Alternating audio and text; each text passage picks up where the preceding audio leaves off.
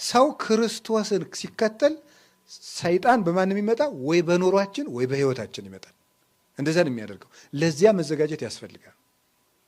ስለዚህ ያውከናል። ይሄ ሁከት የበዛበት ዓለም ብዙ ጊዜ እንዴት ነው ማድረግ ያለብን? መክሊታችን እንዲታየን ወደ ውስጥ ማዳመጥ ነው። እውነቴን ነው የምነግራቸው።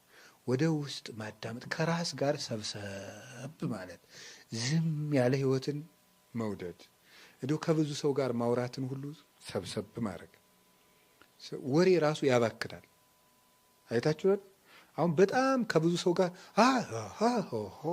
ስትሉ ኋላችሁ መለስ ብላችሁ ቤት ገብታችሁ ይዩትማ ጭንቅላታችን እንኳ አይሰበሰብም፣ ብትን ነው የሚለው። እና መቼ ነው እግዚአብሔር እንደጠራንስ የምናውቀው? ራሱ ምን ይታወቀናል? እንዲሁ ለእኔ መክሊት አልሰጠኝም እያልን እንቀመጥ። መክሊት ሰጥቶናል፣ መክሊት ሰጥቶናል። ግን የእግዚአብሔር ጥሪ ደግሞ የእግዚአብሔር ጥሪ ሲባል እግዚአብሔር እየመጣ ገብረ ሥላሴ ወለተ ሥላሴ አይልም። እግዚአብሔር እጃችን ላይ ባለው ነገር ነው የሚጠራን እንጂ ብድግ ብሎ እንደዚህ ብሎ በራእይ ጠርቶኝ፣ ብድግ ብሎ በህልሜ ጠርቶኝ፣ ተነስቶ ቅዱስ ሚካኤል አግኝቶኝ እንደዚህ ያለ ነገር አጉል ነው። አትነካኩ። እንዲህ ያለ ነገር ቅዱስ ሚካኤል ጠርቶኝ፣ ቅዱስ ገብርኤል ጠርቶኝ አይጠሩም አላልኩም። ግን እንዲህ ያለ ነገር አትልመዱ ነው። አሁን የሰው ልጅ እያደረገ ያለ ምኞቱን እያደረገ ነው። የተቸገረ ነው። ምኞቱ እቅድ ይመስለዋል። እንዴ እኮ ችግር እኮ ነው። እቅዱ ተግባር ይመስለዋል። አይደለም። ቅዱስ ሚካኤል እንዲገለጽለት የፈለገ ሰው ቅዱስ ሚካኤል የታየው ታይቶኛል ብሎ ያስባል።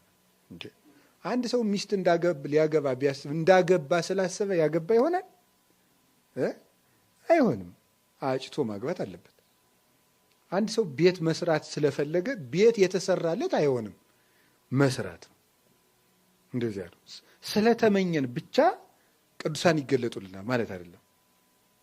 ከእግዚአብሔር ጋር መሆንን ቆይ እግዚአብሔር የሚገለጥልን ሳይገለጥልን መስራት የሚገባንን ምኑን ሰርተው ጨርሰ ነው። መጀመሪያ እኮ ሳይገለጥልን የምንሰራው ብዙ አለ። ሳይገለጥልን የምንሰራው በሕጉ ያስቀመጠው ተገልጦ የሰራውን ሳንሰራ እንደ ድግም ተገለጥ እንዴ እኮ ይገርማል። ተገልጦ ሰጥቶን ይል እንዴ ለመጨረሻ ጊዜ ነግሮናል እኮ ብሏል ቅዱስ ጳውሎስ። ለኛ ግን በዘመን መጨረሻ እግዚአብሔር በልጁ ነግሮናል ብሏል። የመጨረሻውን መገለጥ አድርጓል። እሱም ከድንግል ማርያም ያደረገው መገለጥ ነው። እስከ ዛሬ በነቢይ በሐዋርያ በመላክ ሲነግረን ኖሯል። ቀድሞ በአበው ሲነግረን ኖሯል። አሁን በልጁ ነግሮናል። የመጨረሻ መገለጥ የመጨረሻ መልእክት ነው፣ የክርስቶስ መልእክት። ያንን እየተማሩ በሕጉ እየተመሩ መኖር ነው። ክርስቶስ አሁን አብሮን አለ።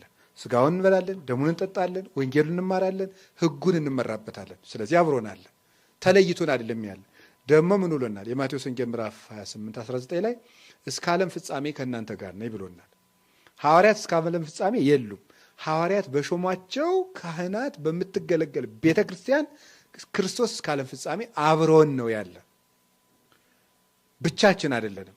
ስለዚህ ክርስቶስን በህልማችን እንድናየው በራእያችን እንዲገለጥልን አያስፈልገንም።